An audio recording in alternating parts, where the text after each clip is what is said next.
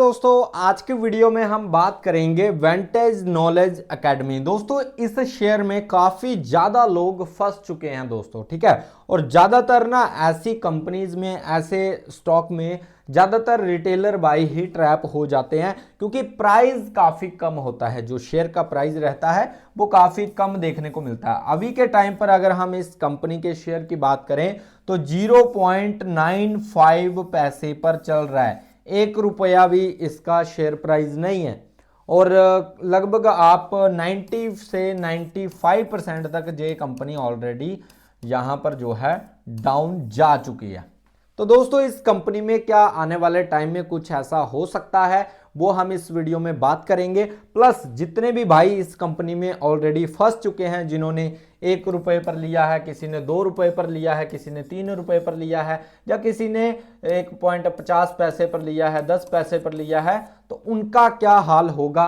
काफी टाइम से होल्ड करके बैठे हैं और जो अभी के टाइम पर इसमें इन्वेस्टमेंट करना चाहते हैं उनके लिए भी दोस्तों ये वीडियो काफी ज्यादा इंपॉर्टेंट रहेगा। तो दोस्तों शुरू से लेकर एंड तक इस वीडियो को जरूर देख लेना, आपके काम की रहने वाली है। 2026 में लेटेस्ट अपडेट क्या है, कंपनी काम क्या करती है, कंपनी का बिजनेस मॉडल क्या है, सारी चीजें आपको इसी वीडियो में इसी चैनल पर मिल जाएंगी दोस्तों, ठीक है। तो सबसे पहले हम टेक्निकल को समझेंगे कि टेक्निकल में हमें क्या देखने को मिल रहा है। देखो दोस्तों, जैसे ही इस कंपनी में एक अच्छी ग्रोथ देखने को मिली थी पहले, कुछ टाइम पहले, ठीक है, लगभग जे 85-90 के आसपास इस शेयर का हाई लगा था। उसके बाद दोस्तों अच्छी खासी गिरावट देखने को मिली और लगभग 0.95 पैसे पर अभी के टाइम पर ट्रेड कर रहा है। और लगभग आप देखोगे कंपनी की हालत काफी ज्यादा टाइट हो रखी है और यहां पर रिटेलर पूरी तरह से ट्रैप हो चुके हैं। कई लोग यहां पर जो करते हैं एडजस्ट करते रहते हैं, मतलब गिरता जाता है फिर खरीद रहे हैं, फिर गिर रहा है, एवरेजिंग, मतलब गिरते शेयर में एवरेजिंग आपको कभी नहीं करनी चाहिए।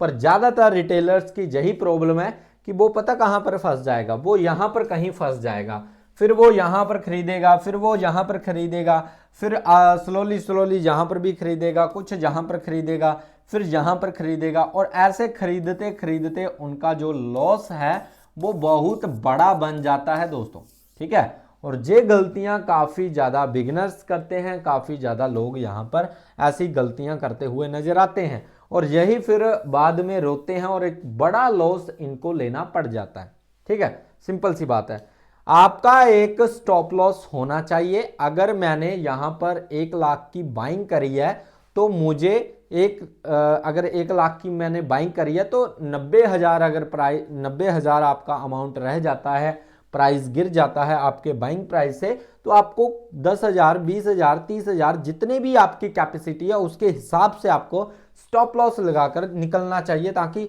आपको निकल जाना चाहिए भाई अब मेरे बस का नहीं है, अब इतना ज़्यादा मैं लॉस नहीं ले सकता। क्योंकि बाद में इस तरह से जब ट्रैप हो जाता है फिर इंसान या जो भी आदमी वहां पर फंसा हुआ है उसके पास कोई भी रास्ता नहीं बचता है दोस्तों, ठीक है। तो ये चीज़ें हैं। बाकी फंडामेंटल्स बिल्कुल खराब हैं दोस्तों। फंडामेंटल्स में कोई भी ऐसी चीज मुझे नजर नहीं आती जो मैं कह सकूं कि भाई ये तो बहुत अच्छा है। एक तो सबसे पहले माइक्रो पाइनी स्टॉक है दोस्तों, काफी ज्यादा रिस्की कंपनी है दोस्तों, ठीक है। पीई रेशियो -95 चल रहा है, आरओई बिल्कुल बेकार, ईपीएस बिल्कुल बेकार, डिविडेंड तो छोड़ ही दो आप, बुक वैल्यू, ठीक है, फेस वैल्यू 1 का है, और डेट ऑफ इक्विटी, हालांकि कंपनी के ऊपर कर्ज नहीं है पर कंपनी काम क्या करती है वो भी काफी ज्यादा इंपॉर्टेंट है, ठीक है। इंडस्ट्री पीई लगभग 35 के आसपास देखने को मिल रहा है। नेक्स्ट अगर हम बात करें दोस्तों, क्या कंपनी प्रॉफिट कर पा रही है या फिर नहीं, तो कंपनी की अगर हम बात करें, पहले 0.48 का इन्होंने प्रॉफिट किया था, फिर लॉस किया, फिर प्रॉफिट कम हुआ, अब भी कम है, तो काफी ज्यादा प्रॉफिट कम होता हुआ नजर आ रहा है और प्राइस भी गिरता हुआ नजर आ रहा है। रेवेन्यू की बात करें तो कंपनी का दोस्तों रेवेन्यू भी यहां पर गिरता हुआ ही नजर आया है, ज्यादा रेवेन्यू यहां पर देखने को नहीं मिल पा रहा है, ठीक है। शेयर होल्डिंग पैटर्न की बात करें तो लगभग दोस्तों 96% इसमें रिटेलर फंसे हुए हैं। प्रमोटर्स की बात करें तो 3.70% की प्रमोटर की हिस्सेदारी है। देखो मेरा अगर आप अपना व्यू मैं आपको बताऊं, क्योंकि ये जो वीडियो रहने वाला है जो एजुकेशन पर्पस के लिए है, यहां पर कोई भी आपको बाय एंड सेल की रिकमेंडेशन नहीं दी जाती है। अगर आप मेरा व्यू जानोगे तो मैं भाई किसी भी कंपनी में लगभग 50% की मुझे प्रमोटर होल्डिंग चाहिए, 5 से 10% की मुझे एफआई की होल्डिंग चाहिए और 2-3-4% मुझे डीआई भी चाहिए, बाकी रिटेलर होंगे तो चलेगा। ठीक है, तो इस तरह की कंपनीज में मैं ज्यादातर इन्वेस्टमेंट करने की सोचता हूं, जो किसी एक मतलब पार्टी के ऊपर डिपेंड ना रहे। अगर प्रमोटर के ऊपर ही कोई कंपनी पूरी तरह से डिपेंड है, वो भी खतरनाक है। सब में बंटना चाहिए। अगर मान लो किसी कंपनी की 100% होल्डिंग है, तो कम से कम अगर 50% आपके वो है प्रमोटर हैं, तो लगभग 10% आपके अगर एफआई हैं और 20% अगर आपके डीआई या बड़ी पार्टीज हैं, तो लगभग आप देखोगे तो 70% तो बड़ी पार्टीज आ गई। बाकी अगर 30% रिटेलर भी निकल कर आ जाते हैं तो कोई दिक्कत वाली बात नहीं है। हालांकि 30 से कम ही रिटेलर होने चाहिए, लगभग 15 से 20%। तो इस तरह की चीजें हैं। बाकी इसमें दोस्तों शेयर होल्डिंग पैटर्न भी बेकार हो चुका है काफी टाइम से। अब ये कंपनी काम क्या करती है, कंपनी का बिजनेस मॉडल क्या है, इसको हम समझ लेते हैं दोस्तों। एजुकेशन ट्रेनिंग कंपनी, मतलब ये कंपनी फाइनेंस और बैंकिंग रिलेटेड एजुकेशन देती है। ठीक है, स्टूडेंट्स और फ्रेश ग्रेजुएट, जो ग्रेजुएशन कर चुके हैं, जो फ्रेश ग्रेजुएट्स हैं, उनको ट्रेनिंग देती है, स्टूडेंट हैं। ठीक है, खास करके कॉमर्स फाइनेंस फील्ड वालों को टारगेट करती है। तो ये चीज़ें, ये कंपनियां, इस कंपनी का ये जो है मेन बिजनेस है, मतलब एक टीचिंग लाइन टाइप कंपनी है दोस्तों, ट्रेनिंग एजुकेशन इंस्टीट्यूट जैसे टाइप जो आप मान सकते हो। किसकी नॉलेज देती है, finance related, trading related, banking related education provide करवाती है फ्रेश ग्रेजुएट्स को और स्टूडेंट्स वगैरह जितने भी रहते हैं। ठीक है, ये बेसिकली काम करती है कंपनी। कौन कौन से कोर्सेज देती है तो ये भी देख सकते हो। स्टॉक मार्केट इन्वेस्टमेंट ट्रेनिंग देती है, स्टॉक मार्केट की क्लासेस वगैरह इनकी रहती हैं। बैंकिंग से रिलेटेड फाइनेंस कोर्सेज, ठीक है, सर्टिफिकेशन जैसे वेल्थ मैनेजमेंट, मार्केट टेक्निक वो है, बाकी इसका इन्वेस्टमेंट एडवाइज़र हैं। ठीक है, और एमबीए और ऑनलाइन कोर्सेज भी रहते हैं दोस्तों। तो इस तरह के कोर्सेज भी ये कंपनी देती है। आप यहाँ पर इसका बिजनेस देख सकते हो कि किस तरह से ये कार्य करती है, क्या एक्स्ट्रा काम करती है, क्या यही इसका बिजनेस है, एक्स्ट्रा चीज़ें क्या करती हैं। तो दोस्तों फाइनेंशियल लिटरेसी प्रोग्राम्स, जैसे लोगों को पैसे मैनेज करना सिखाना, वेबिनार्स, वर्कशॉप्स, सेमिनार्स, कॉलेजेस और कॉरपोरेट्स के साथ ट्रेनिंग प्रोग्राम्स करती हैं। ये कार्य भी इस कंपनी में आते हैं और ये कार्य भी करती है दोस्तों। ठीक है, नेक्स्ट अगर हम बात करें तो डिजिटल लर्निंग भी करती है दोस्तों। डिजिटल लर्निंग की अगर हम बात करें, ऐप और ऑनलाइन प्लेटफॉर्म से पढ़ाई कैसे करनी है, video lectures, practical cases studies, इस तरह की चीज़ें सिंपल समझ अगर हम रखें तो ये कंपनी ट्रेडिंग नहीं करती है।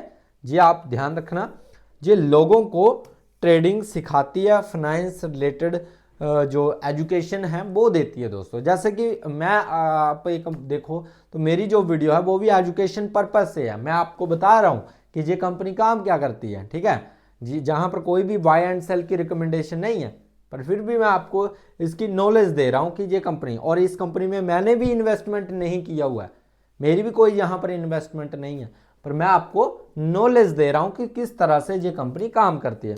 वही इसका बिजनेस है।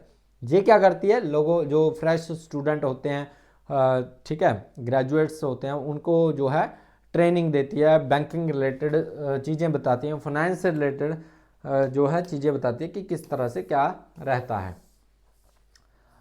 नेक्स्ट अगर हम बात करें इम्पोर्टेंट रियलिटी क्या है, तो business model, education plus training, income आता है, कोर्सेज फीस, प्रोग्राम से स्टॉक गिरने का रीज़न, कंपनी की अर्निंग स्ट्रॉन्ग नहीं है दोस्तों। काफ़ी ज़्यादा हालत ख़राब चल रही है इस कंपनी की, ये आप सभी को पता है अगर आप इस कंपनी में ऑलरेडी इन्वेस्टेड हो। और ऐसी कंपनीज में दोस्तों काफ़ी ज़्यादा मैनिपुलेशन भी रहता है। प्राइस क्रैश सबसे बड़ा अपडेट, अभी प्राइस लगभग 0.90 और ₹1 के आसपास चल रहा है। 52 वीक हाई से 97% गिर चुका है। मतलब पहले 30 से 70 रुपए की रेंज में था, अब 1 रुपए के नीचे भी आ सकता है। अब मान लो जिसने 30 रुपए या 70 रुपए के आसपास खरीद के रखा है, उसकी हालत क्या होगी इस टाइम पर, ठीक है। जिनको लगता है ना और कितना गिरेगा और कितना गिरेगा, जब आप 100 रुपये 70 रुपये 50 रुपये पर बाय करके बैठे हो ना, तो जब इतना ज़्यादा प्राइस गिर जाए तब पता चलता है कि भाई इतना भी गिर सकता है, ठीक है। तो ये चीज़ें देखने को मिलती हैं। लगातार गिरावट, रिसेंट परफॉर्मेंस, एक मंथ में 16% की गिरावट, 3 मंथ में 48% की गिरावट, 1 ईयर में 97% की गिरावट, और साफ संकेत है कि स्टॉक लगातार डाउन ट्रेंड में चल रहा है। और ज़्यादातर लोगों को यही आदत रहती है, डाउन ट्रेंड में एवरेजिंग करते हैं और ज़्यादा बड़ा लॉस लेकर बैठ जाते हैं। सबसे बड़ी दिक्कत है जी आज के टाइम पे, ठीक है। नेक्स्ट अगर हम बात करें दोस्तों, शॉर्ट टर्म में लॉन्ग टर्म में दोनों में नेगेटिव सिग्नल्स जहां पर देखने को मिल रहे हैं। सपोर्ट लगभग 90 के आसपास का है और कंपनी की अर्निंग्स भी कमजोर है, ईपीएस प्रॉफिट लगातार कम हुआ है, ग्रोथ स्टेबल नहीं है, और सबसे बड़ा कारण है कि ग्रोथ काफ़ी ज़्यादा बेकार चल रही है। कंपनी के फंडामेंटल्स भी हिले हुए हैं। तो सारी दिक्कतें इस कंपनी में आपको देखने को मिल रही हैं, और स्टॉक का प्राइस भी इसलिए ज़्यादा पिट रहा है और काफ़ी ज़्यादा इसमें दिक्कत है। अभी आप क्या कर सकते हो? सबसे पहले दोस्तों, अगर आपको लगता है कि भाई अभी अगर आपने रिसेंट में कहीं बाय किया है, मान लो 1 रुपये 97, 98, 90 कुछ पर आपने जो है इन्वेस्टमेंट किया है, तो भाई फंडामेंटल सारी चीज़ें मैंने आपको नॉलेज दे दी है। आपको क्या करना है आप सभी को पता है, ठीक है। और जिसका किसी का बड़ा लॉस है भाई, अब उसमें हम तो कुछ कर नहीं सकते, वो तो आपको अपनी रिसर्च करनी चाहिए थी, सारी चीज़ें देखनी चाहिए थी कि भाई कंपनी कैसी है। ऐसे आंख बंद करके किसी पर भी विश्वास करके ऐसा ही पैसा लगा देना बाद में हानिकारक ही होता है, ठीक है। बाकी दोस्तों अगर वीडियो अच्छा लगा है, वीडियो को लाइक एंड सब्सक्राइब जरूर कर लेना। बाकी मिलते हैं नेक्स्ट वीडियो में। Bye guys, take care.